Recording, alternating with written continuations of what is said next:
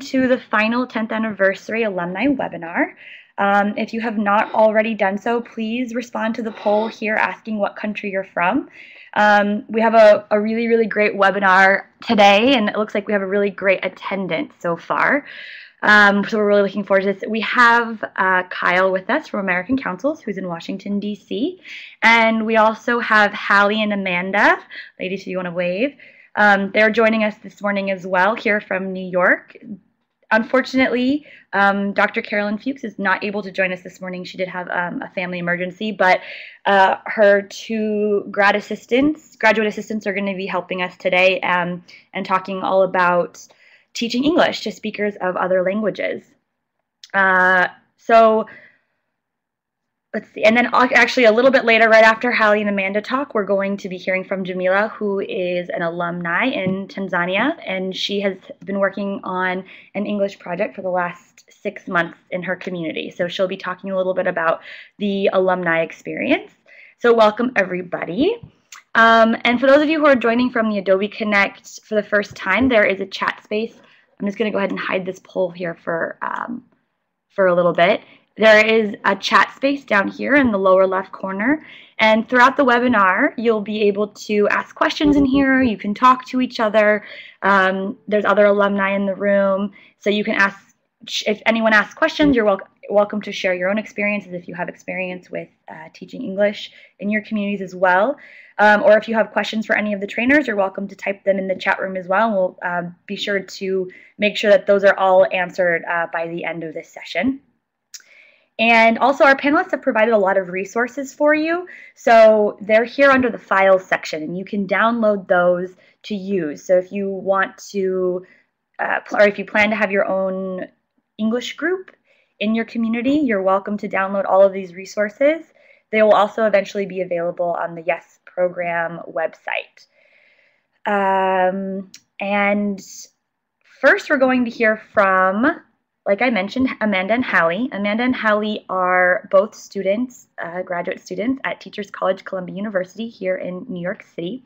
And they are in the TESOL program, correct, ladies? Which stands for Teaching English to Speakers of Other Languages. They're really interested in technology-based language learning, and they've taught English to adults, professionals, and children in different places. So welcome, ladies. We're really excited to have you. For all of those attending throughout the presentation, they do have a couple interactive activities that we'll be doing. So when the screens pop up, please feel free to write in the discussion note space or to write in that brainstorming space and contribute to the conversation. All right, if you have any questions, we'll carry on, but go ahead and we'll hear from Hallie and Amanda. Thanks. Okay, hi everyone. I'm Hallie and this is Amanda. Hi. And we are going to begin with engaging students in interactive language activities. So our agenda for today is we have an introduction with goals and objectives. We have sample activities for the 4 skills. We have, now the presentation has popped up, so thank you. Sorry about that. Our title is the Engaging Students in Interactive Language Activities. And so our agenda for today is to begin with a goal and objectives for what we want you guys to get out of this presentation. And then we've got sample activities from the 4 skills, reading, writing, listening, and speaking. And then we also have grammar and vocabulary and a pronunciation activity we're going to introduce you to. Lastly, we're going to give you the resources list, which again is in the files. We're going to discuss them a little bit. And then we have a question and answer at the end. So to start off, our goal for today is to provide you with essential tips and tools for conducting introductory English language classes in your community. And to do this, we have 3 objectives. The first is to understand the importance of interactive language teaching through a short lecture, and to also learn how to engage students in activities by analyzing samples that as Christine and Hallie have mentioned, they're under the files section, and to also effectively search for materials by exploring a number of online resources. So first we're going to introduce you to like the nuts and bolts of interactive language teaching. This is very different than the traditional just plain textbook grammar method. There's some advantages for teaching language interactively, and one of those is that it provides more language practice for the learners because they get to have these meaningful interactions and real world they experience the real world context, which is what they're going to have to do when they use the language on their own. Secondly, it helps them focus on the process themselves, and they can do like reflective activities to help them see how they're progressing through the language. Lastly, it encourages like their collaboration. So learning is interaction, and they should be doing this together. So it helps them learn from each other and have more fun ultimately with the language. To add on to what Hallie has said, interactive language also combines language fluency and accuracy. So instead of only focusing on one of the two, interactive language approaches actually helps balance both out so students get both fluency practice and accuracy practice. It also focuses on all four language skills such as listening, speaking, reading, and writing, and also encompasses grammar. Okay, so to start off, we have a brainstorming question for all of the participants in the webinar. Our first question for you is to list all the characteristics for how you see your role as a language teacher and how you view the role of a student. So feel free to type your responses in the Brainstorming boxes. Yeah, in the brainstorming boxes that's popped up on your screens. So we'll give you about a minute to do that.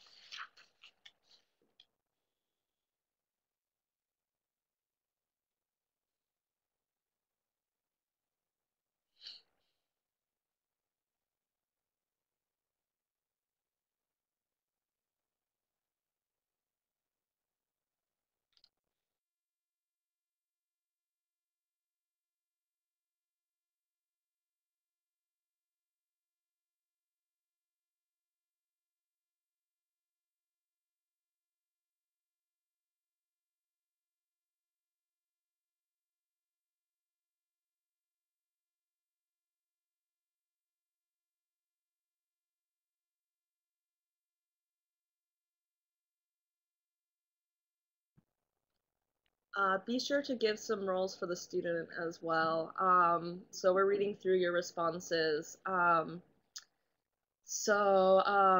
so we're gonna go on to the next slide because we've created a list as well of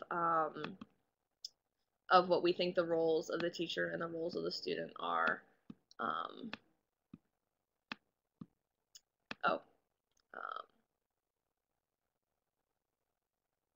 We'll give you a few more seconds to type your responses. Sorry.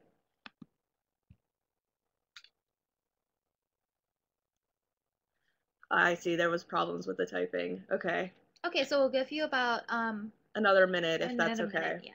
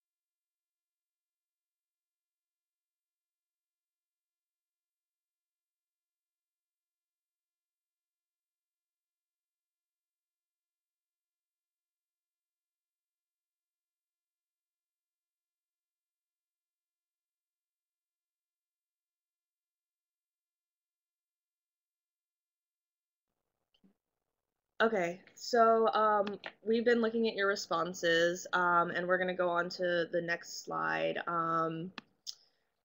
because we've created a list as well for the teacher role, and then you can continue to submit posts if you'd like. And then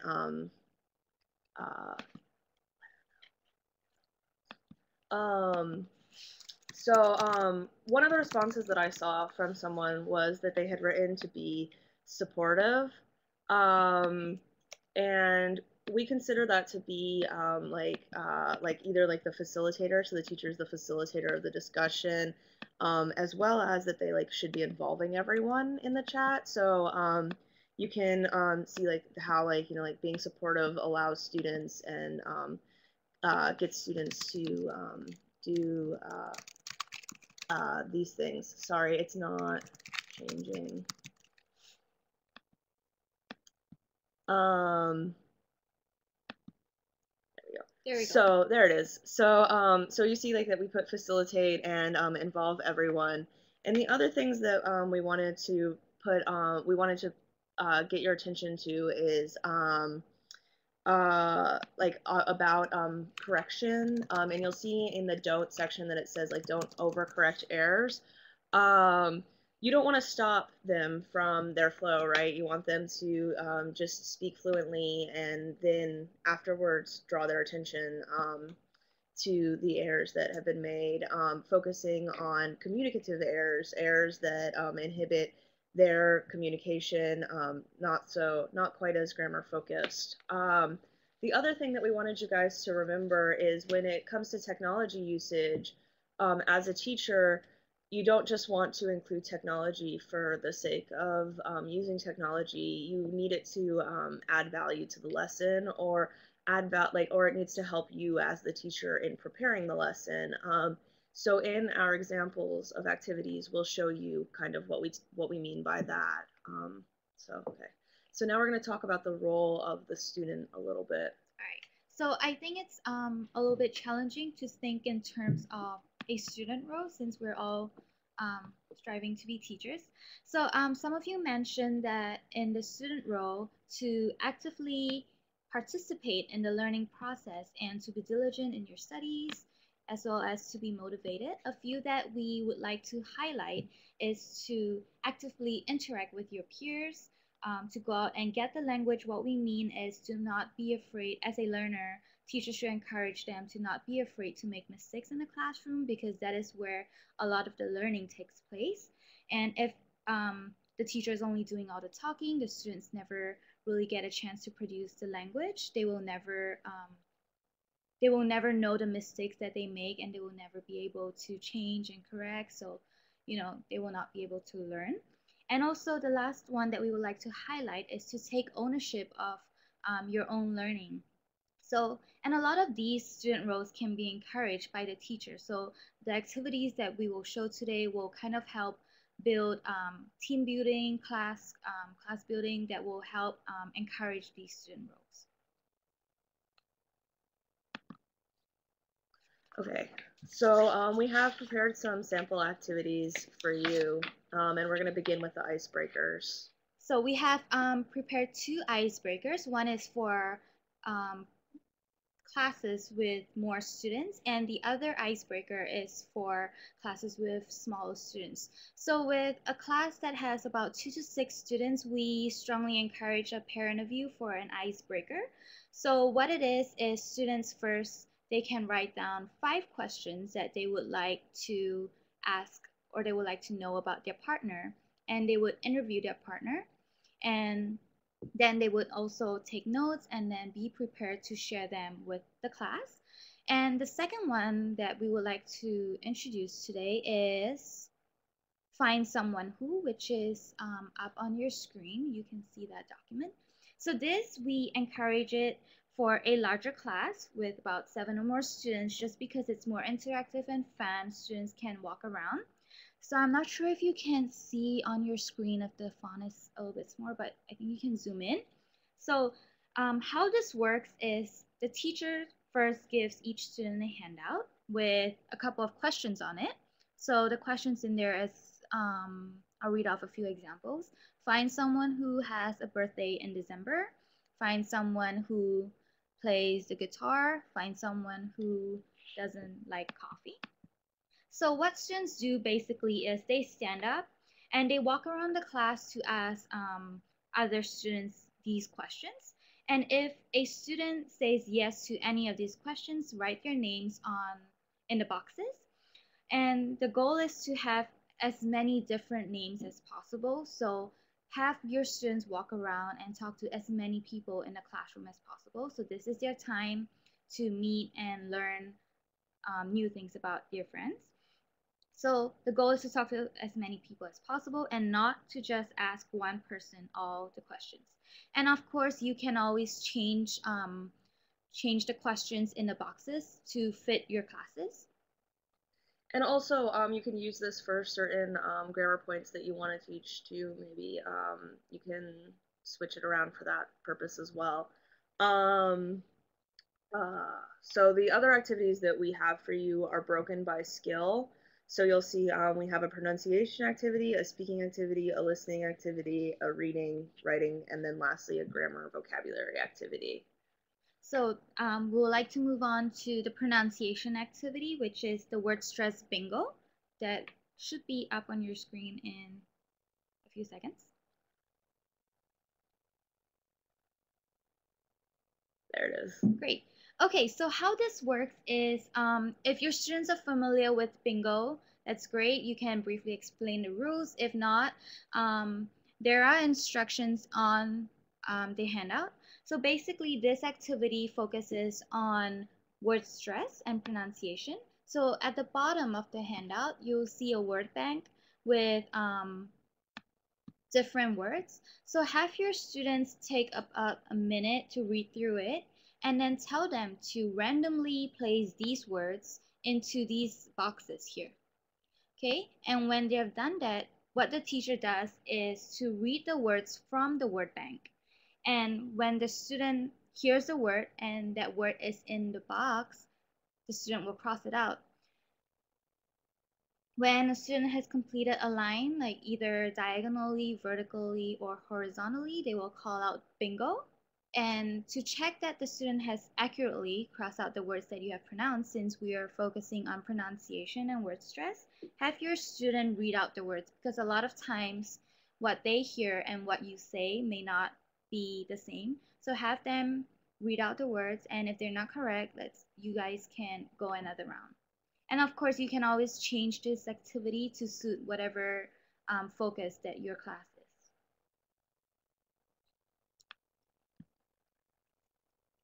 And the next activity that we would like to introduce is a listening activity. Fill in the blank with songs.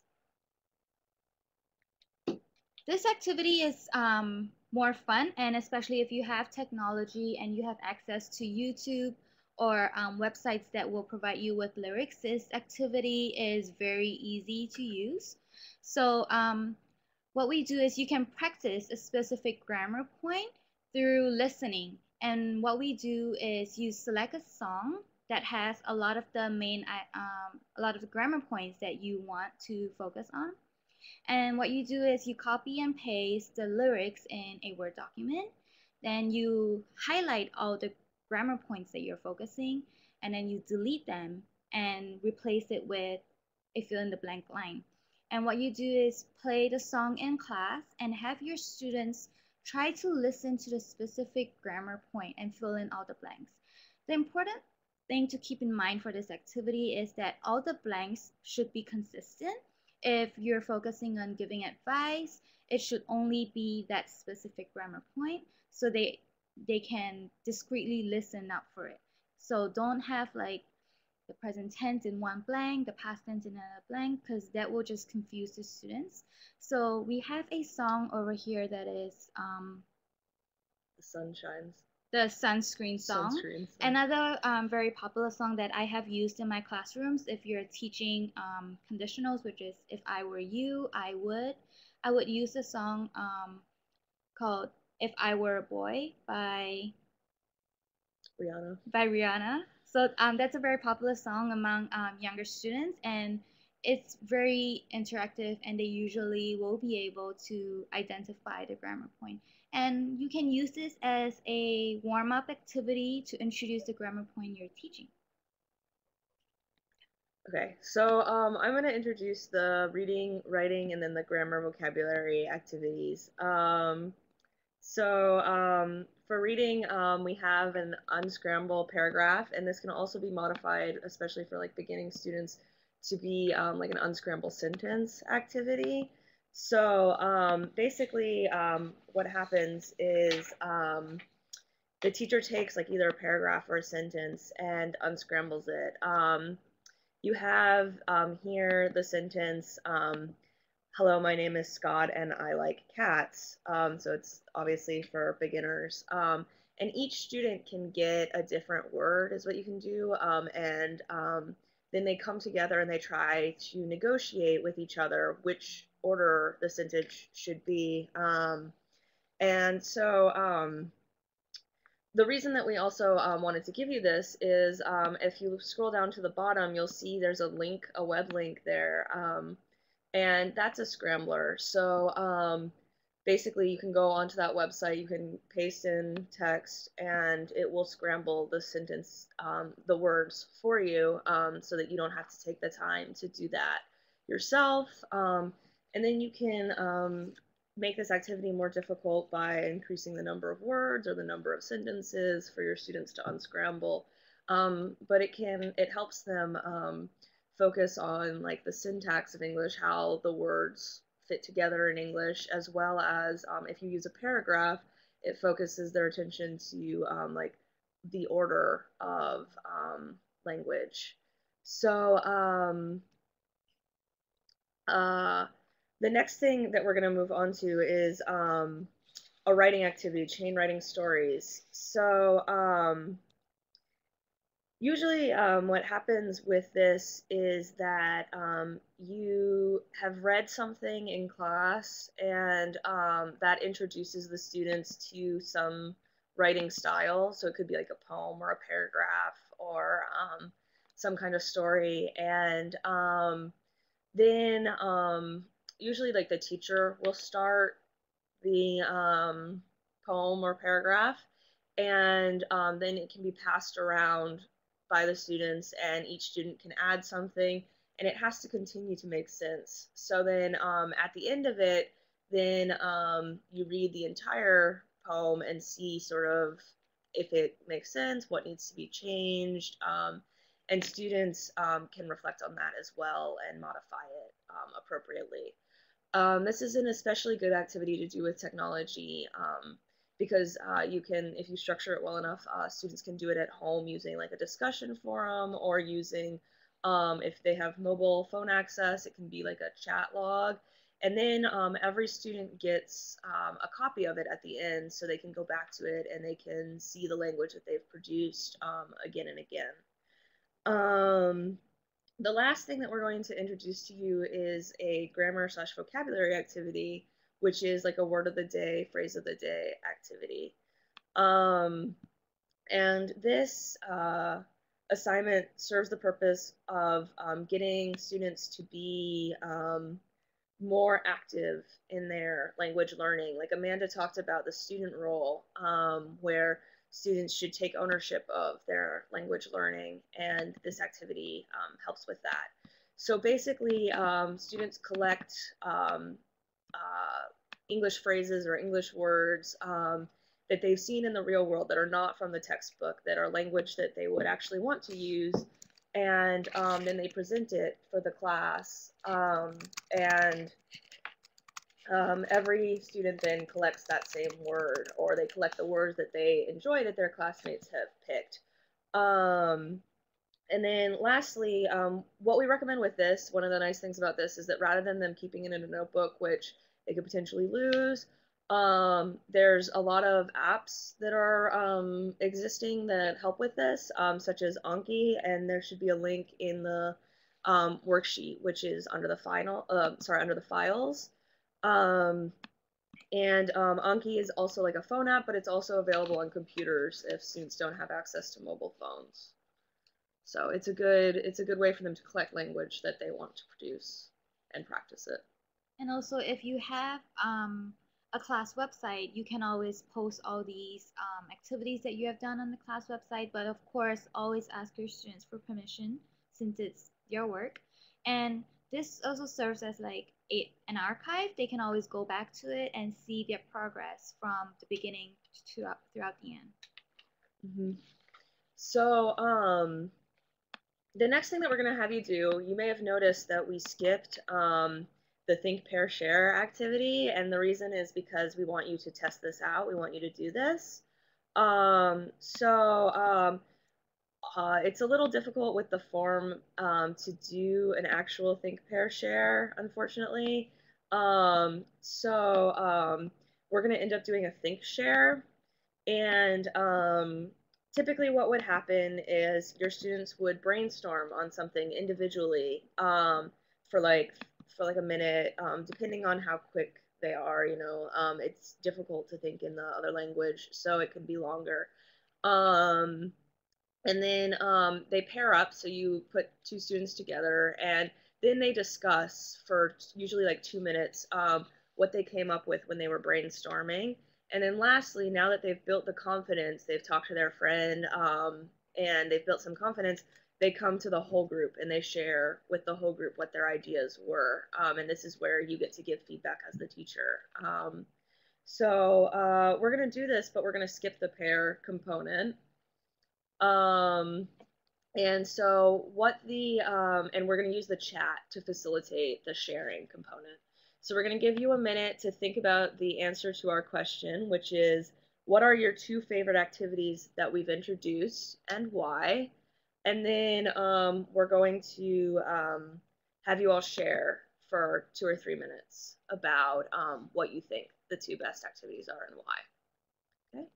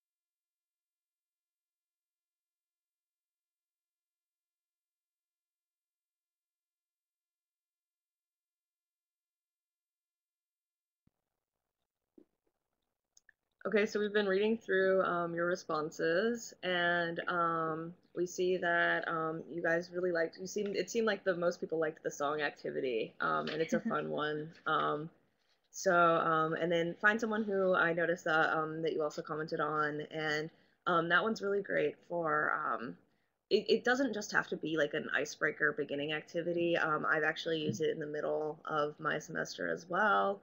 But it depends on your students and sort of what you want to do for your purpose.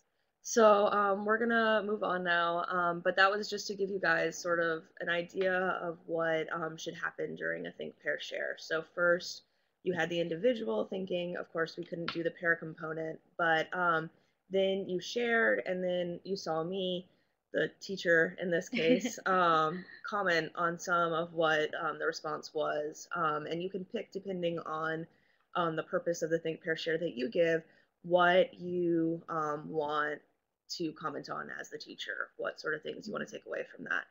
And again, I want to point out that since we've done this in a chat and this will be collected, you can do this also in your own classroom. You know, you can do sort of these activities using technology where they can be collected and they can build, like Amanda was saying, the archive of the student language, which can help you in giving them feedback, and it can also help the students see sort of what they've done.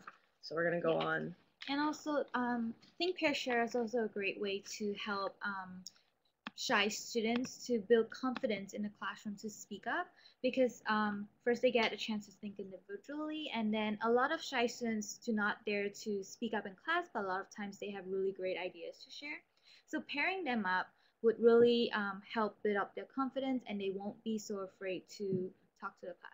And also, like, a lot of these tie into how the teacher can help build like a supportive and comfortable environment for students to do their best in the classroom. So the next thing that we're going to talk about for you guys is we're going to talk about some final thoughts on interactive activities. We saw in the chat that some people had discussed how difficult it is to do pair work. And this involves a lot of learner training, so you have to really like work with the students to show them what you want them to be doing when they talk to each other. And so we're hoping that some of these final tips will help really build that. So we briefly went through some of the activities, and as you can see, like, they can be made interactive. So if you're doing a pair activity, one really effective way to get students talking is to just pair them up and give them one handout. So if you're doing the song activity, give them one handout and two people will share that one handout. Because a lot of times if you give pairs, if you give each student a handout and you pair them up, a lot of times what will happen is they will work on it alone, and then they will just compare answers and okay, that's it. There's no negotiation. They're not discussing why they put this answer. So that loses the interactive aspect. So just pair them up with one handout. And the second one that we would like to highlight is students have to really answer their own questions in order to learn. So our role as a teacher in a classroom should just be a facilitator, a guide. So try to step back and not lecture too much, because then the students will not be able to question why is this that, or they will not be able to answer their own questions. And one of the biggest and most important rule that Hallie and I and Dr. Fuchs like to go by is ask each other before the teacher. So this ties in with the student role, that students have to take charge of their own learning. So if they are absent from class, they are responsible for asking other students in class what happened, and then catch up with the homework, and then be ready in class for the next class. Okay. So the last thing that we're going to do is we're going to go through your questions. Oh, I'm sorry. We have the resources too. We wanted to talk about this for a minute. If you go to the files, you can download the Useful Online Resources webinar document. And we're not going to pull that up because it's fairly self-explanatory. Basically, it's a list of links, and then sometimes it's got some explanations for the link, how a teacher used it. It's been collected by students from like the last 10 years, have been collecting this over time and modifying it. And so it's broken down by skill, and it's broken down by other kinds of features as well. You can kind of go through it and see. And you should be able to use that to help really fit your own situations. So you can kind of pull from it what you need, and then sort of ignore the rest of it as you like, sort of like a resource for you all. So we hope that you'll take a look at that because every single tool that we've talked about today has come from there, and with the technology at least. And then there's also a whole bunch more that you can use in your own classes. Okay. So we would like to conclude this with a question and answer. Mm-hmm. And we see your questions. We see some of them already. So we'll get started on that. So one of them was about student motivation and maintaining attendance. With maintaining attendance, what I suggest is to really create a classroom atmosphere that has a lot of team building, like classroom building. So if a student doesn't come to class, he or she misses out a lot, and that feels really bad for his or her part. And try to make activities collaborative so that each student is in charge of one component for like a homework or a project. So they depend on each other in a classroom. Student motivation kind of comes back to the taking charge of their own learning. If you go back to our student roles for that, students really should, really should feel like they're the ones in charge, and that what they do and what they do in the classroom helps them achieve their particular goals. It can be problematic when you use technology actually for student motivation. There's usually like this high point at the beginning and then it kind of drifts off. So continuing to remind students about the importance of what you're doing and really showing them the importance of what you're doing and how it's like going to matter in their lives can help in my experience with that. So the next question that we have is explaining Anki again, and then that's in the document that is in the it's in the grammar and vocabulary, the word of the day, phrase of the day document. I think it's number 8. I'm not sure about the number. Basically what it is it's a phone app, and it's also on the computer. It began as a computer app, so you just go to the website. Sorry, 6, document 6. You just go to the website, and it's essentially a tool which helps you collect words, and like it's like a flashcard app essentially, but it's a little bit more, you can kind of do whatever you want with it. You have more freedom with it to either use it just as a flashcard app or to create quizzes and things like that.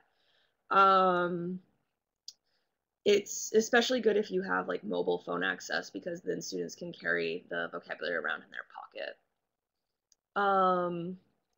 So I'm also going to address the pairing question that we got, and I'm going to read the question. How do you manage pairing when you have one student who is very talkative and one student who is very shy? This is a really good question. We talk a lot about mixing pairs up, so you don't want to always pair the same students together because this helps this problem. The more students that they interact with the better. And it also, you can find which pairs work really well, which pairs really don't, and you can try to move your students around to get them to the best possible pairings. But if you only have 2 students, in my opinion, the best thing to do if they're adults is to talk with them after class and say, like, oh, like, like, I'm really pleased with what you've been doing lately. You've really got whatever topic you're talking about. And then say something like, but, we have to remember to let your other student have a shot too. And then that usually works, actually. Students really respond well to that when you just tell them that. But I would do that individually. I wouldn't do that in front of the class. But it's best if you have more than a pair of students that you switch the pairs up. Another tip for balancing talkative and shy students is this thing called talking chips. So you can use strips of papers or coins or anything like that.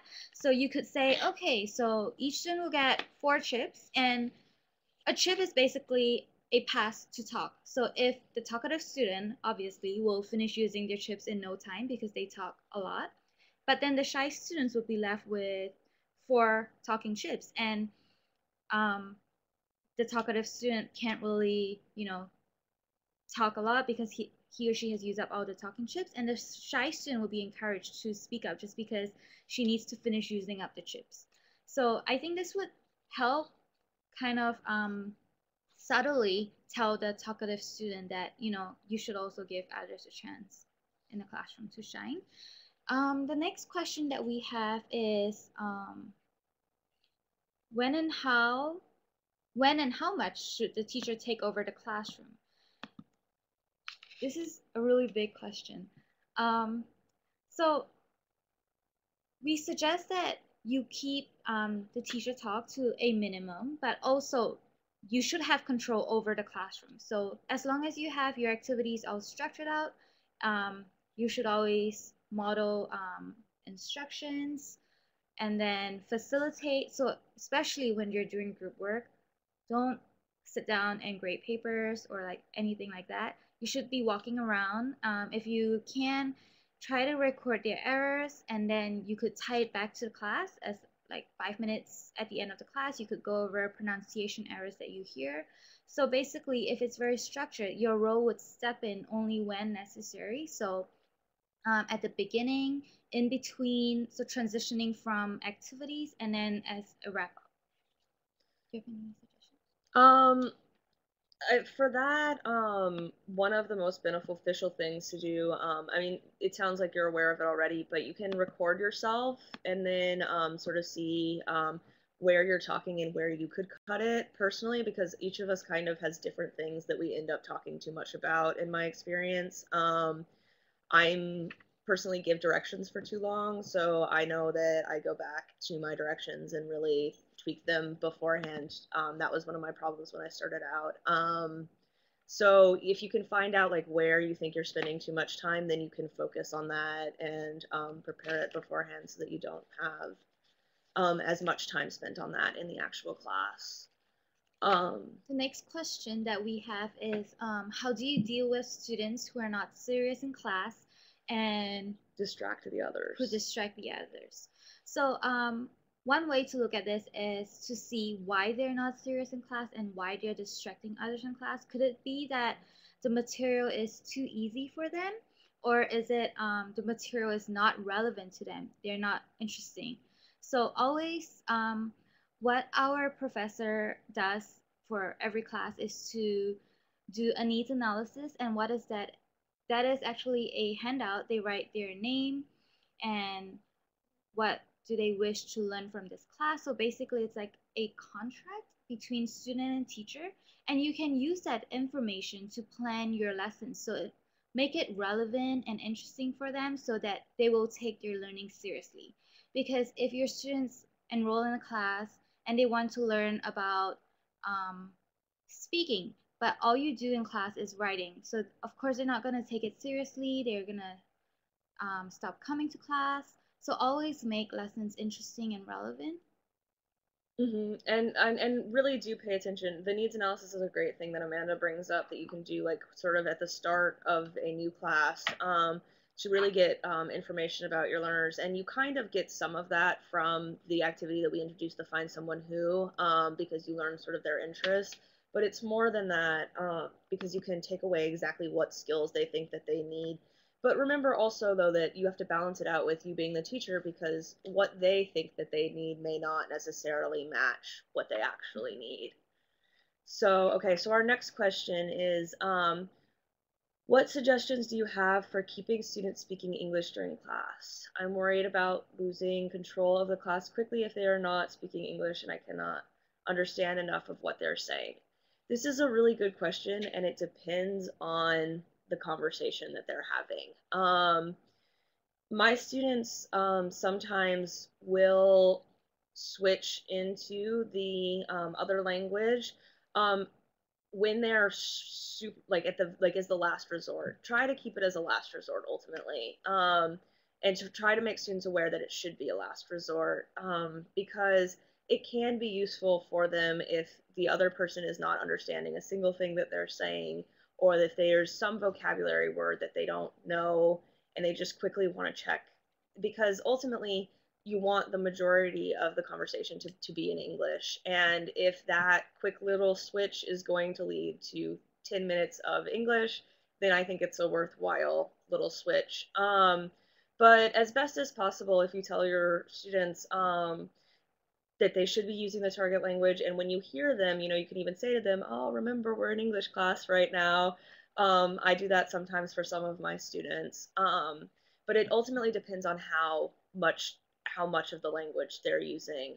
If it's a little switch, then I think it's okay. But if it's that they're constantly going back to, then remind them, you know, that this is, the purpose is to learn English, so that they should be practicing in English. The last question that we have is, how can you help students improve their reading skills? By reading a lot. No, seriously. The way that you can improve reading is really by reading a lot. If students are not used to reading, you can always start with short stories to get them interested.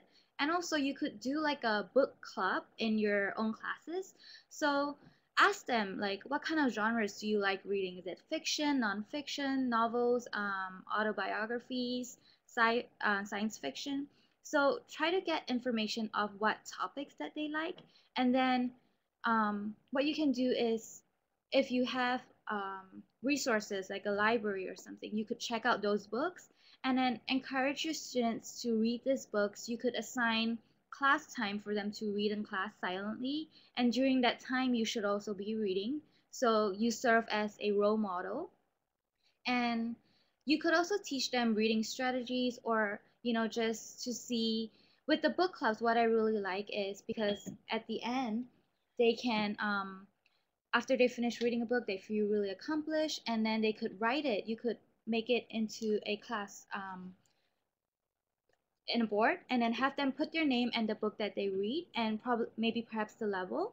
And when that is done, they can check out another book and they could see their progress. A lot of times they start off with really easy books, maybe bigger font, more pictures, and then as they get more into the reading, they'll find that the level gets harder. They pick books with less pictures, smaller font, and really to get readers to read, to get students to read extensively is the only way to improve reading. So that concludes our webinar. There are no more questions. So we thank you a lot, and we hope you really enjoyed it and that it was informative. So thank you. Thank you again, Hallie and Amanda. I wish we could give everyone could give you a round of applause, but that was very, very informative. I know I saw a couple more questions in the chat section, but we do want to move on. So if we have time at the end, we'll be sure.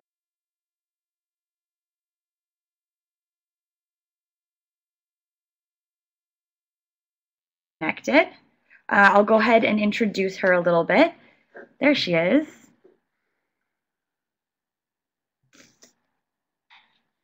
Perfect. Hi, Jamila. Can you hear us?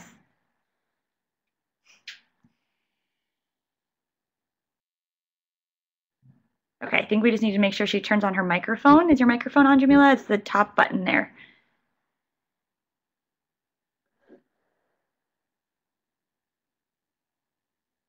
Oh, it might be a little. Jamila, can you turn on your microphone?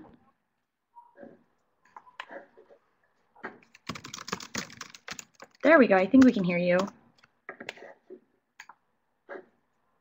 A little bit louder. Can you? Hi, can you hear us? I think I hear you. Okay, so Jamila is joining us from Tanzania. She is a 2012 alumna, and she, for the last 6 months, she has been working with a group of students in her community, teaching them English. And she's going to share her experiences with us today about starting and managing her own English training project. and also a little bit about tips on being a YES alumni and starting an English training project and how to best utilize the YES network. So welcome, Jamila. We're really excited to have you here with us.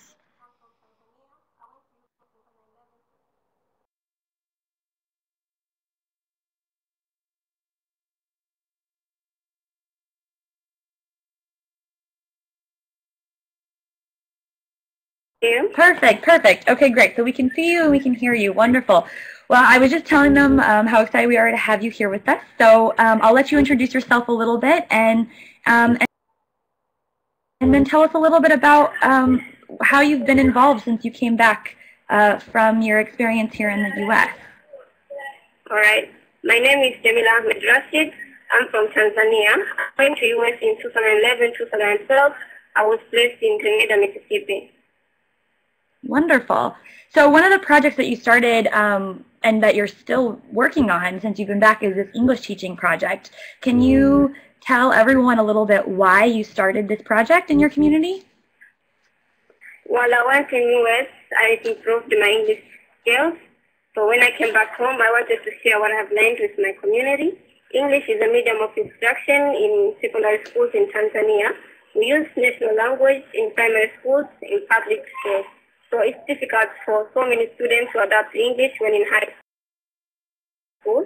This affects their grades in national examinations, and it prevents them from getting different opportunities such as scholarships. So I wanted to help them, so I started this project. That's great. So how did you go about starting the English project? What were some of the first? Oops, it looks like we lost your camera. That's okay. Hopefully your camera will come back on, but we can keep talking. So what were some of the first things that you did to start your project? To start my project, I consulted my local YES coordinator. With his help, I was able to use the RS office, which already had furniture. Then I invited my fellow students to share their ideas for this project. They were very supportive. I went through families and told them about my project. I also went through schools and talked to some teachers so that they could help me to get students who would like to participate in this program. Wonderful. So the support from the alumni coordinator and the alumni association was probably really valuable for starting up. How many students did you have when you started your project? When I started this project 6 months ago, I had 8 students, and now there are 17.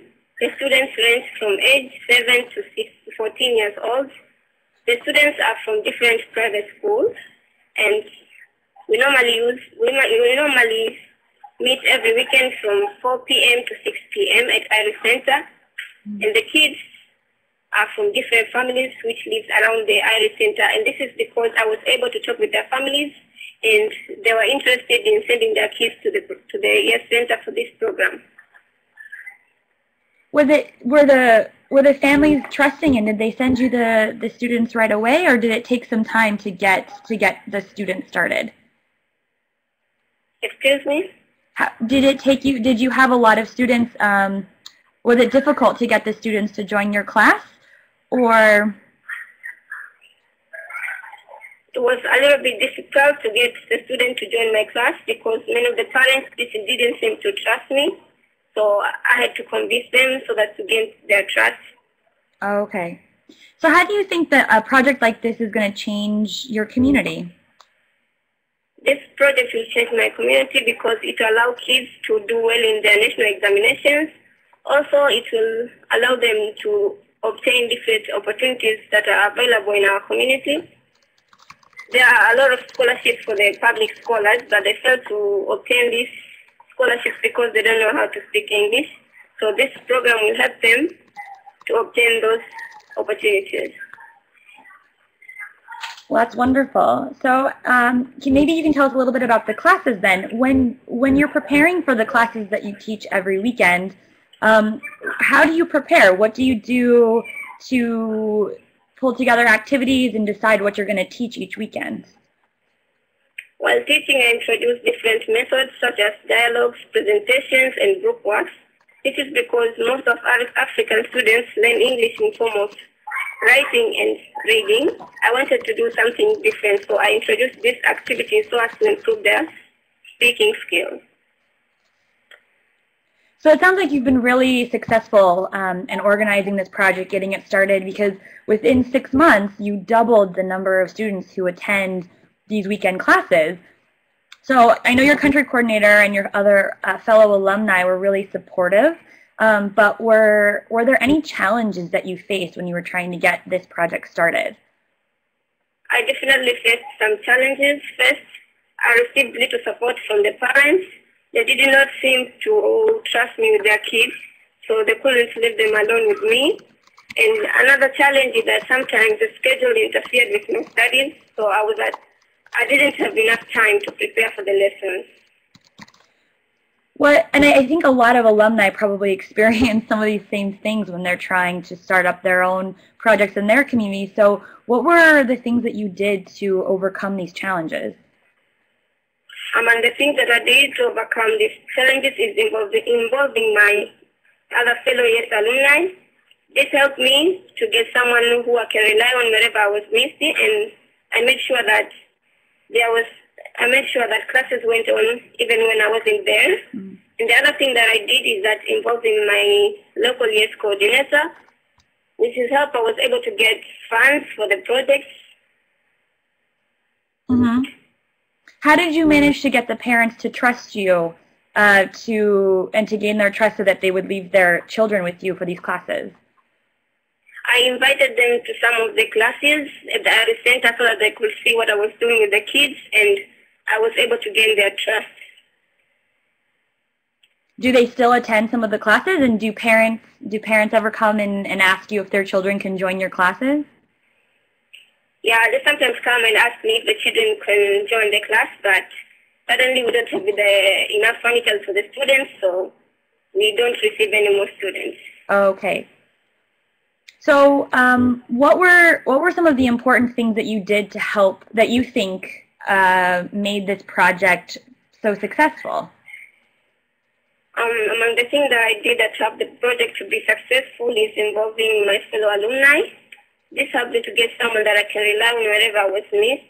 Therefore, I made sure that classes continue even when I wasn't there. Mm-hmm. I had a teacher who helped me to plan the studying lessons, and he offered me some advices for the classes. He offered you some advice. What kind of advice did he offer? What was the best piece of advice that he gave you? Well, the best piece of advice that he gave me, that I had to recognize students for what they did. Like, I have to offer them something for being like disciplined, for being respectful, something like that. So you recognize the students for their success as being a student, for paying attention and for achieving new things and learning. You gave them praises. Did you say thank you? Did you give them gifts? Did you have special games that you would do for them? Yeah, I had special games. We could clap their hands for them in a special way, and sometimes I offer them like candies and exercise books and pencils. So that's a really great way to keep them motivated and coming back week after week, right? Yes. Great. So do you have any other advice for YES alumni who might want to start their own projects in their own communities? My advice for other YES alumni who might want to start their own project is they have to organize themselves, because English is an amazing project. They have to talk to their local coordinators so that they can get support, such as funds and other things. Okay, so you really suggest talking to local coordinators and other people in the community for support, right? What are some ways, can you tell us what are some ways that the YES program has helped support you in this project? And I know that this isn't the only alumni project that you've done. You've done a few other projects. So how has the YES program helped you get these projects going? YES program has helped me to succeed in this project by providing me with a center which already has furniture in which I'm using it for teaching. Also, it provides me with project funds that I use to buy lesson materials and pay other fees. And mostly, YES program is a source of improving my English and supports my ideas of community services. Oh, wonderful, Jamila. Thank you so much for sharing some of these. It looks like we have some questions from the people in our audience here, so I'll go ahead and ask them to you if you don't mind. Are you still, I know your camera shut off, but are you still able to see the screen here? Yes, okay. I can see it. Great. So it looks like the first question that we have is, what is the timing of your sessions? Do you have them during the school year as well, or is it just during the summer? I know you said that you teach your classes on the weekends, but is it during the school year as well, or just during the summer months? Yeah, it's both during the school days and the summer. So you do it year round? Yes. Okay. So another question, were the students always interested in coming to the class, or were there times that they weren't interested in coming to the class? There were times that they wasn't interested in coming to the class because they went to other class. Most of students in Tanzania went to madrasa at that time, so some of them were not interested because they have to go to madrasa. They liked madrasa more than coming to the project. Okay. So what did you do in those situations to encourage them to come to your classes? I had to talk to their families and inform them about this. So the families were able to convince their children to come to the center. Okay, great. And that seemed to help? Yes. So how many other alumni, I know you mentioned that one of the the keys to your success was the assistance and help from other alumni. How many other alumni have you been working with to make this project happen? I've been working with 4 alumni. 4, okay. They're all from 2012 and 2013 because that's the only alumni who are not really busy. Okay. And then how did you choose where you were going to be giving, this is another question, how did you choose where you were going to be giving the class? Excuse me? How did you decide where the classes were going to be held?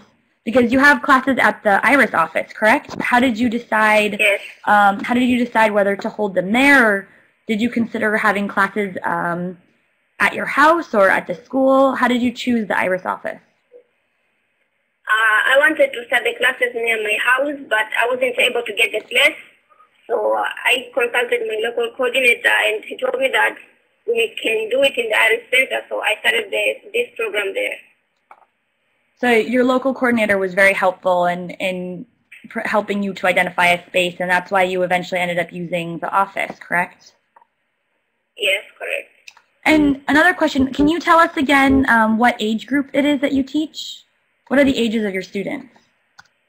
The students range from age 7 to 14 years old. They're from primary grades. Age 7 to age 14. So do you have them all in the same class at the same time, or do you break them into different groups based on their age? I break them into 2 different groups, starting with the small ones and then the other ones. Okay. And we have a picture here up on the screen. I don't know if everyone can see. There's a picture of her teaching. It looks like some of the older students, and then a picture of some of the younger students, it looks like. Yes. What are some of the materials that you use to teach these classes? Do you have books? Do you go online? What do you use? I use blackboard and chalks. I use books.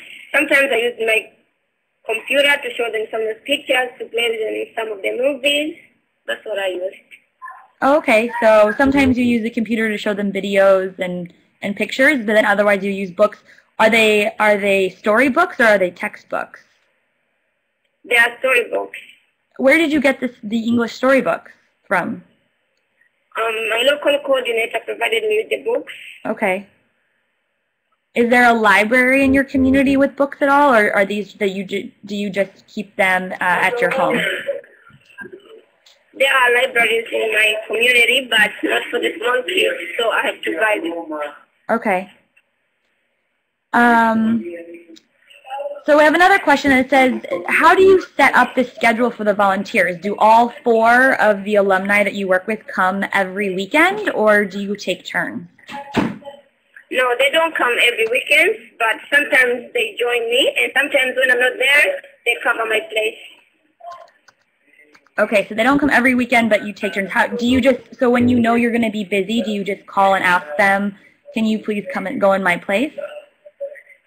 Yes, I'm calling them and say, I'll be busy this weekend. Can you please hold this Great. for me? And I present them with the lessons plans, and they cover it for me. Okay, so you usually create the lesson plans yourself, and then they just teach it. So they're like a substitute teacher for you.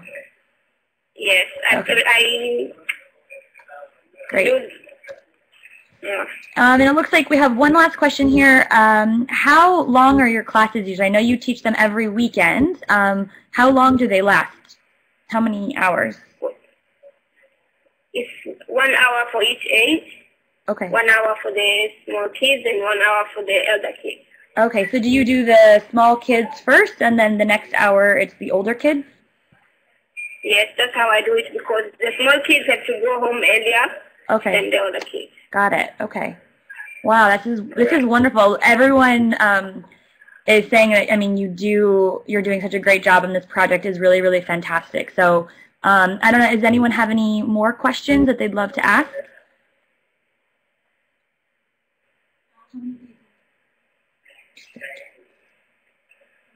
Okay, so it looks like another question is, how many days a week? And I think the answer is it's just on the weekend. So do you just do 1 day on the weekend, or is it 2 days on the weekend? It's 2 days on the weekend, Okay. Saturday and Sunday. So they come for 1 hour each on Saturday and Sunday. Yes. Okay. Wonderful. All right, well, it looks like we don't have too many other questions, and if Jamila is going to hang on she'll stay connected to the webinar until the very end, so if any of you think of other questions that you want to ask her about being an alumni, then you can chat them in here and we can ask her at the very end. So thank you, Jamila. I'm going to go ahead and hang up the phone, but if you could just stay on the webinar, that would be fantastic, and you're welcome to follow the chat conversation, and you can chat with some of the other 40 alumni that are in this space right now, okay? Okay, thank you. Thank you so much. Great. And I think Jamila's conversation about having support from her alumni coordinator and from her fellow alumni and the YES program is a really great segue into our next presenter, who Kyle is from American Councils in Washington, D.C., and he's going to be talking about alumni opportunities through the WILTI program. And many of you have probably heard about the WILTI program, but I'll tell you a little bit about Kyle, because I don't know if all of you have had an opportunity to meet him. He just joined us on the video call. So Kyle's actually a returned Peace Corps volunteer. He was in Kyrgyzstan, and now he's a program officer at American Councils. Some of you might have met him at the YES orientations or some of the YES workshops, some of you newer alumni, which you're very lucky because Kyle's fantastic at what he does. He also manages the workshop for youth leaders, teacher training, and youth development, which is what WILTI stands for. Right? Yes, workshop for youth leaders, teacher training, and youth development. Teaching English, yes.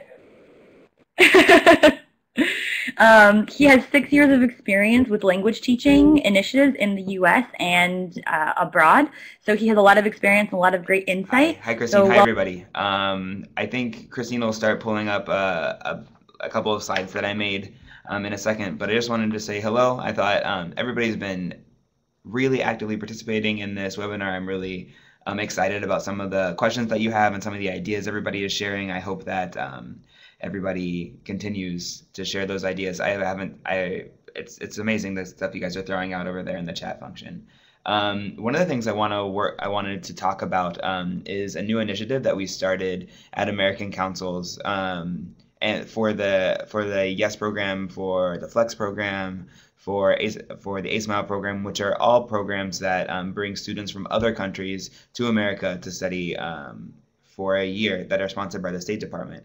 And a lot of you probably know about Civic Education Week, but last year was the first year that we started the workshop for youth leaders in teaching English. And I know we have some WILTI alumni on the webinar, and I've seen them pop up in the chat, so you'll probably see some of their pictures over here as we go along. But so the workshop for youth leaders in teaching English, like I said, was it's for students that are currently on their programs. So if you guys aren't on your programs in America right now, you can't come, but I'll get to why WILTI is important for you here in a little bit. It's organized and administered by staff here at American Councils. And we select 28 students total. So 28 students from all those three programs. So I think last year we had about 12 students from the YES program from lots of different countries. Our goals are to cultivate skills in our program participants for YES students, for FLEX students, for A-Smile students. Skills specific to teaching English. We talk about student-centered methodologies. We talk about an effective use of technology. We talk about classroom management, organization skills, session design and delivery. And the participating students also develop and practice important leadership skills, such as public speaking, team building, and goal setting in the classroom and with projects. So I wanted to go through a couple of slides with pictures just to show you some highlights, I think, of the workshop. So this first picture that you see is just kind of our group picture. Whenever I look at it, I smile because it's a really fun group. This is us at the Jefferson Monument here in Washington, D.C. So the WILTI is not only about English language teaching or skills acquisition. The students also got a chance to explore DC a little bit when we gave them some spare time. But we tried to target that exploration in a way that they could improve themselves as potential leaders or potential teachers. One of the most important skills that are acquired at the workshop, and one of my favorite concepts to explore, is student-centered activity-based learning. So in this picture, you see participants in the WILTI group participating in an interactive student-centered activity that encourages English language learning, and they got to practice that in their groups. So that was, and they facilitated that themselves. Another big component of the WILTI program was a site visit, or 2 site visits actually. Yeah.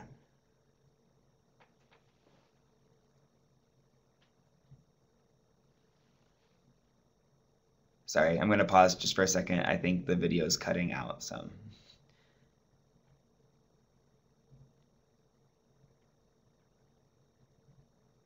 Can everybody hear me? Do you want to try to raise your hand?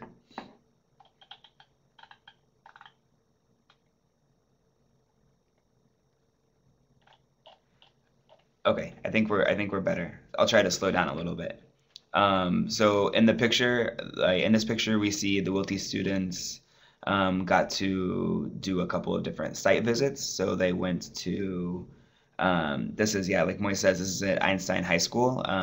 We did site visits to schools with programs that focus on English language instruction for American high school students who might not speak English that well.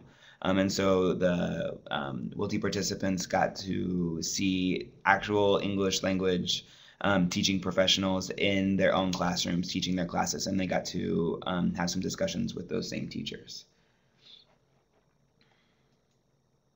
And then the week culminates. It all comes down to each student developing their own English language teaching plan.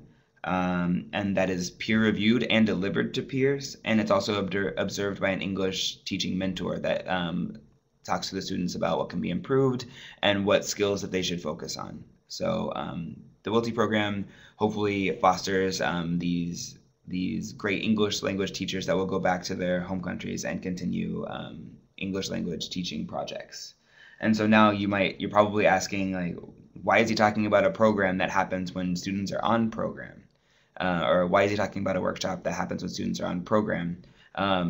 What does that mean to us? Well, actually, a big part of the WILTI program is WILTI alumni grants.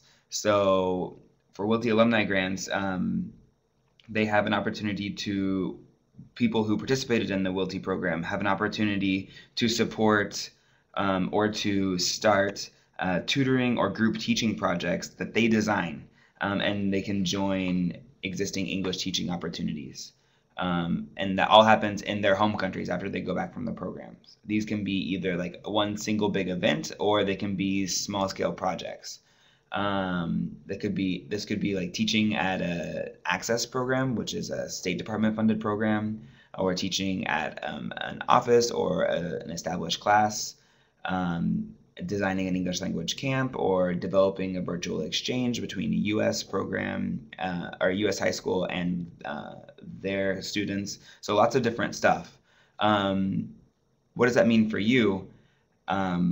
It means that WILTI alumni are encouraged to work with other YES alumni to complete projects. So grants of up to $1,500 are available to alumni of the WILTI program. So, and I listed all of the countries we have WILTI alumni in. We have WILTI alumni in Bangladesh and Kosovo and Liberia and Tunisia, Tanzania, Bosnia and Herzegovina, Pakistan, Indonesia, India, and Malaysia.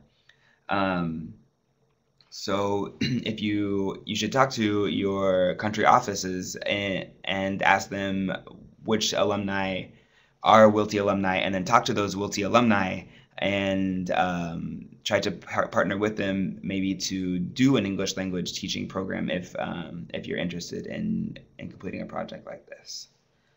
So we've already had one application deadline pass, but don't be scared or don't be sad, because there's another application. There's another round of WILTI alumni grants. The WILTI alumni grants, the next deadline will be March 1st. So there are a whole bunch of different months that you can contact one of these WILTI alumni and talk to them about the application process.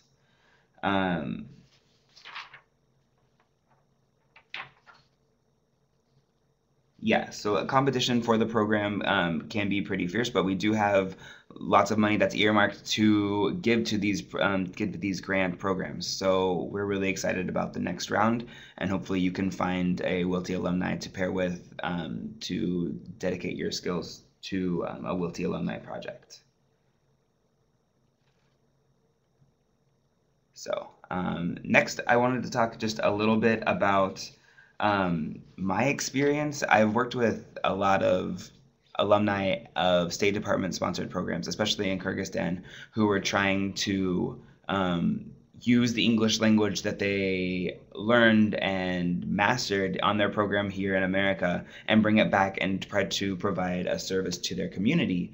And so I have some tips, some recommendations of what I think might be successful projects for you. The first thing I want to talk about is participant interest is key. If you try to develop a project where students, based on what you think students should learn, or based on what you think kids are interested in, rather than what kids actually are interested in, it's probably not going to work. So that's when we were, what we were talking about earlier. You have to, when we talked about needs assessments, you should talk to students or community members that you want to provide a service for and see exactly what do they want to learn, and then design your program around that. So as long as you build a program where you have thought and you have talked to community members about what they're interested in, then it's probably much more likely to be a successful project. I always tell alumni, clubs, not classes. Clubs, not classes. Clubs, not classes. That doesn't mean you can't teach anybody anything. It just means it's always better to frame learning in a fun environment, especially language learning. Because language learning is so hard, a lot of people are intimidated or are scared to try to learn from a new language. So, but if you phrase an English learning opportunity as a club, it's probably a lot more likely to be successful. They're also a lot more fun. So talking about a book club, talking about doing a talk club, talking about doing a club about American culture, a sports club where you talk about, where you practice your English at the sports club, a movie club where the movies are in English and you watch or subtitled, or some sort of English language learning component attached to a movie. Clubs are just an easy way to sell learning. Clubs are always more effective and more well attended than things that are called quizzes. They're more effectively taught by alumni because alumni want to do fun things, and they, as long as they promote further language learning, they can be successful. I always say assist, not start. Sometimes alumni try to do these big, huge projects. They say, I want to build a school, and in that school, I'll bring 100 students and teach them all English. And those are great goals, but they just sometimes they're a little bit intimidating and they don't work. I don't want to discourage anybody. We just heard from Jamila, who started her own classes, and that's fantastic. And congratulations to her. It's really great. Some alumni aren't as motivated or a little bit more don't have as much support. And so it's easier to identify good projects in your community and try to assist with that project. Try to identify a place where you can give or lend your skills that you learned when you were in America to the project that's currently there. So I always say assist, not start. Or if you do start, always remember, like, smaller is better. The next point I wanted to talk about is working with the U.S. Embassy English language teaching initiatives. So lots of U.S. embassies have current programs that they're doing right now that encourage language learning. One of the biggest programs is called the Access Program. And I'll type it over in the chat space just so you know how to spell it. Yeah, the Access Program. Thanks, Akila. Access programs are funded by U.S. embassies in certain countries that promote English language learning to different student populations. And if you would try to join in one of those initiatives or try to join in one of those programs, it would probably be a really good place for you to put some of your effort, to put some of your energy, because a lot of the hard stuff of the organizing and the tracking down of the students and like the acquiring of materials, a lot of that's taken care of. And you could just lend your expertise and your specific skills as an alumni of a State Department sponsored program in America. You can say, hey, I went to America, I learned how to speak English, I would like to help you improve your English, and that would be really well received, I think. And my last successful English language project are camps. So we had some questions earlier about when Jamila does her classes, and I think if you want to motivate students to learn a language, a camp is a really good way to do it, but you have to do it when students are available. So you should do it in a time where students have they're off from school. So say, for example, if I was going to do a language camp in America, I would probably do it in the summer or over spring break, a time when students don't have to go to school and when they're kind of laying around anyway, not doing anything. Then you can invite them to some sort of camp type atmosphere where you're doing lots of fun things, but you're also encouraging learning. And that can kind of motivate students to pursue other learning opportunities after the camp. So those are my ideas for successful English language teaching projects. I also added some resources to this, to the files, and I think Christine and the team at Iron are going to put them up. I think some of them are already here. I think she might put others up later. A couple of websites I wanted to talk about. I just talked about camps and that kind of stuff. I love playing games as a part of my English language classes. When I think my students are getting bored, I like to throw a game in there. So one of the best websites I've ever seen that talk about the different type of like learning games that you can do in classrooms are at the website ultimatecampresource.com. And they actually have videos and really good instructions that teach you how to play games. So if you don't understand what the instructions are, you can sometimes just watch a video and you can see people playing the game. And also for TEFL, eslcafe.com. It's kind of like a jobs promotion website, but actually if you do a little bit of searching, there's some really good activities and worksheets and lesson plan ideas on that website. I also uploaded some different activities to the file. I'm not quite sure what got uploaded and what didn't get uploaded. Just looking through the files that are on here, I did upload reading English. like some ideas for teaching when you teach reading or to encourage reading in your classroom, English, writing, and journal topics, and those are also debate topics on that document also. So one of the ways I like to encourage writing in my class is writing journals, having my students keep their own journals and writing in their journals in every class. So there are lots of like journal topics and prompts in that document, and also debate prompts. So if you want to do a debate activity, there are lots of different ideas. Sometimes I get stuck on, well, what are we going to talk about? What are we going to debate about? What are we going to write about? So it's easy to have just a list of topics. Also, I have like a blank daily lesson plan. That's a really good document just to like get your ideas down. When you have to go to teach a lesson, it's always a good idea to have a plan. And a lesson can't be successful unless you plan for it. And so that's a really good lesson plan format that I like to use. I also have tips for using music and songs. And then another document about lesson planning.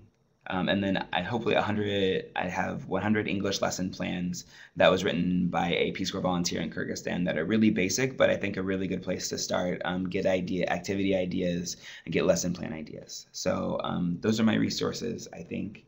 About done, Christine. I didn't know if we had time for questions or if we needed to cut it off.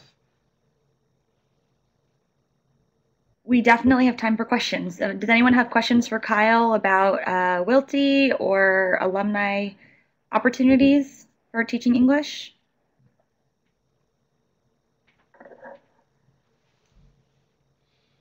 It has been answered.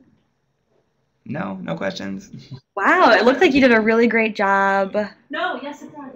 Oh, we have one question, Kyle, I think, actually, that I remember from earlier, is how do Yes Abroad students get involved in Wilty opportunities? Yes Abroad students. So Yes Abroad alumni, I can definitely be talking to them about how they can get. I see Julie Gent. Hello, hi Julie. I can talk to them about maybe opportunities for them to come and help with Wilty. That would be really cool. Actually, I haven't thought about that. But that's a good idea, and I can talk to kind of some of the people in charge over here and see how we can incorporate Yes Abroad alumni. One of the really cool things that we did last year during the Wilty program was we organized a couple of different, like the Yes students talked to a student in Pakistan named Maria, or a Yes alumni in Pakistan named Maria, who had started her own language school, and then we had our students from the Southeast Europe talk to alumni in Southeast Europe who are doing English language teaching activities. So maybe we can organize some sort of a Skype or online exchange of ideas also if we can't be here in person. Lorraine's asking, do you think there's Kyle, what about just going, since we're still on the Yes Abroad topic, what about the current Yes Abroad students who are in their communities now and are possibly being asked by their host communities to create English classes? Are there any supports for them now, or is it only for alumni? Yeah, that's a really good question. For the Wilty program, it's our only like maybe resources that we have for them is for alumni of the Wilty program. So for example, I can't give a grant to a Yes Abroad student right now, but what we can provide to Yes Abroad students are all of these resources. And this isn't the first time I've been approached or we've talked in our office about giving Yes Abroad students tools to teach English, because I know, having lived abroad, people are always saying, oh, you speak English, you're a native speaker, we want you to help us teach English. I know that can be a little daunting, but I think like if I can give advice to Yes Abroad alumni that are on the call right now, or Yes Abroad students that are currently on program, I would say, Amanda and Hallie had really good ideas for activities at the very beginning. I think following some of my tips about joining current programs and just lending your skills and expertise to those programs are maybe a really good way to put your effort forward, or a really good place to dedicate your time. And then kind of following some of these different, I think exploring some of these resources that we put online, some of these files, I think they'll be really useful for Yes Abroad. students that are currently on program. Perfect. So we have, thank you, Kyle, so much for that information. And I'm actually going to ask Amanda and Hallie to please reconnect your camera, rejoin the conversation. And we have a few more questions remaining that, and actually I'll connect myself as well. I don't know if Amanda and Hallie, if you can just turn on your camera for us, please. While we're waiting for them to rejoin us, we can, there they are. Hi, ladies. So we just had a couple remaining questions, I think, that some of the alumni were chatting. And so I wanted to open it up to everybody, or to all three of you. And Jamila, if you'd like to join in, are you able to connect your camera as well? Jamila, did you get that working again? Maybe not. Okay, well, we'll try to get her to connect for the end as well so we can thank her. But in the meantime, and actually, Hallie and Amanda, is your microphone on as well? Yeah, it is. Yes. Okay. Perfect. Perfect. There we go. So one of the questions that we had is, do you think that there should, and all three of you can answer this as well, do you think that there should be more focus on teaching spoken English, or should the focus be on understanding written text?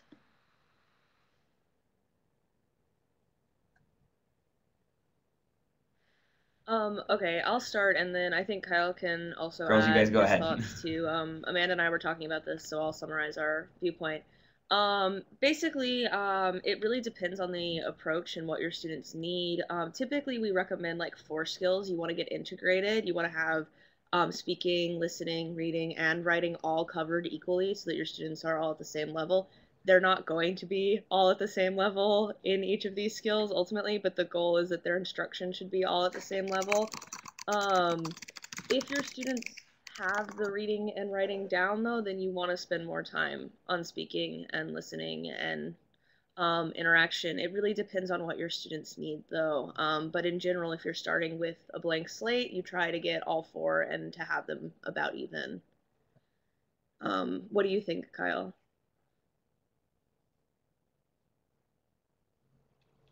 Yeah.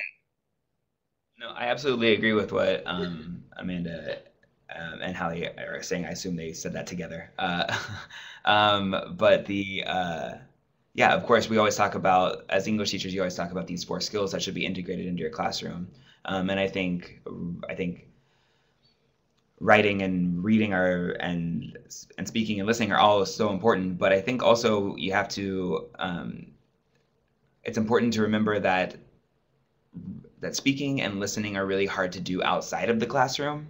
And so it's sometimes better to use the classroom space as a space where students can communicate with each other through speaking and through listening, so they can receive direct feedback immediately. And then I sometimes usually I'll do maybe focus my homework a little bit more intensively on reading and writing, because those are some things that we do independently. We don't actually need necessarily a partner to do the activities. But I think it's good to encourage all 4 skills. But I probably emphasize the reading speaking to just because I facilitate like a to talk discussion in maybe. class as well. And the same with the writing, you know, when you have students share their reading and writing with each other, they can then give spoken feedback as well.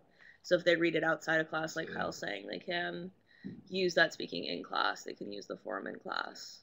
Usually if I have them do a debate in class, that's the speaking component in class, and then I would have them take a stance and then go back and do a writing on it. So that's just a way to develop the lesson.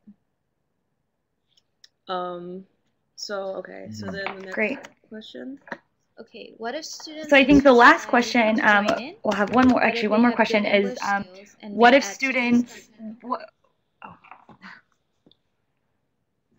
It's okay, go ahead. So what if students are too shy to join in? What if they have good English skills and may add to the discussion but won't join the debate? So I think this is part of the teacher's responsibility to kind of create an environment that is comfortable enough for every student to feel like they can participate and they should participate. If a student feels like I'm not good enough or I'm too shy, then I really think that the teacher should maybe talk to the student alone after class and ask what it is that she or he or she is not feeling comfortable with.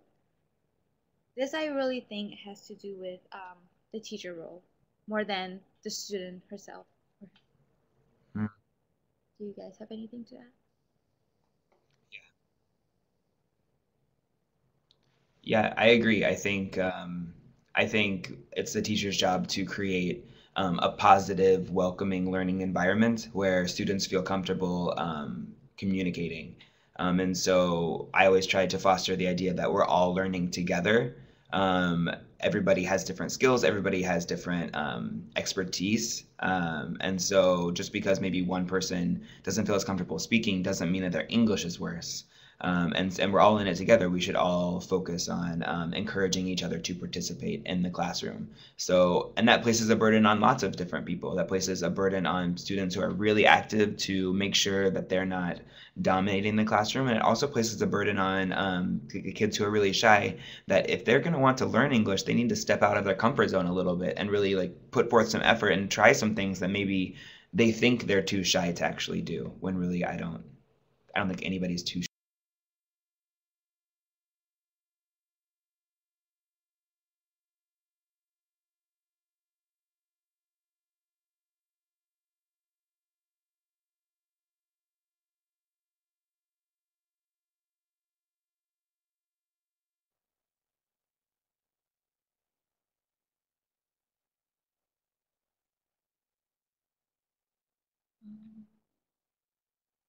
Well, I think we're a little over time, so I think we're just going to wrap it up. I think Kyle has one more thing that he wants to add. So Kyle, if you want to go ahead and pop that in, and then we'll wrap up. But your microphone's off, so you got to turn it on. Okay. I just wanted to go ahead and Kyle, say, I think your microphone's off. The YES program alumni.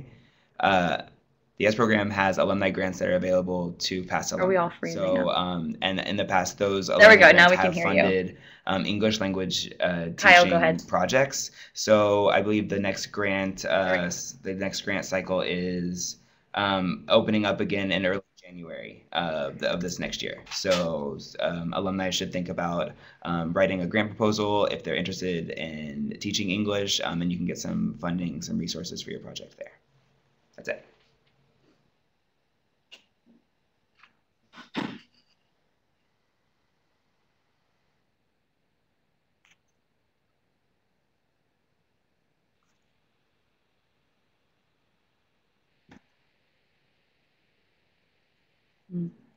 And I just want to add in there, as Jamila recommended, just always be in communication with your local coordinators, because they do have all the information about these opportunities.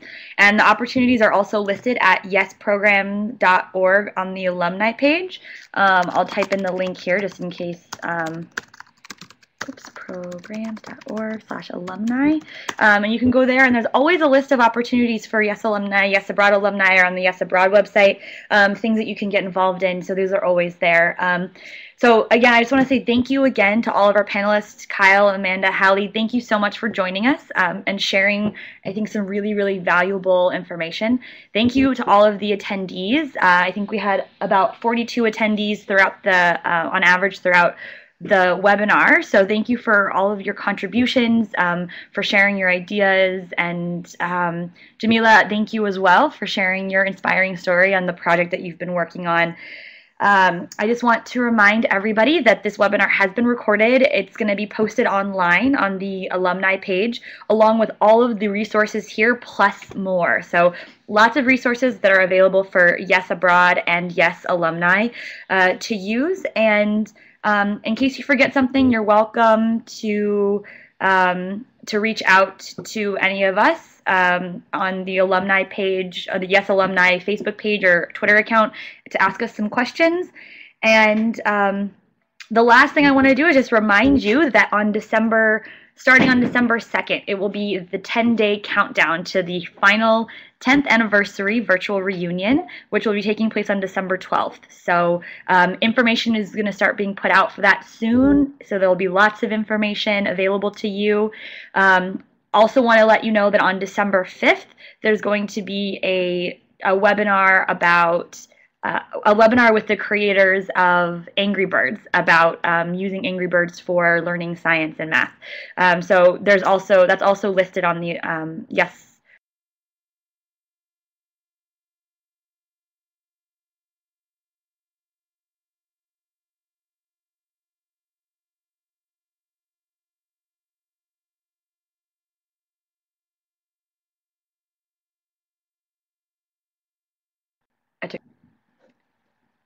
And in case you didn't answer where you were from, please fill out the survey. Thanks, guys.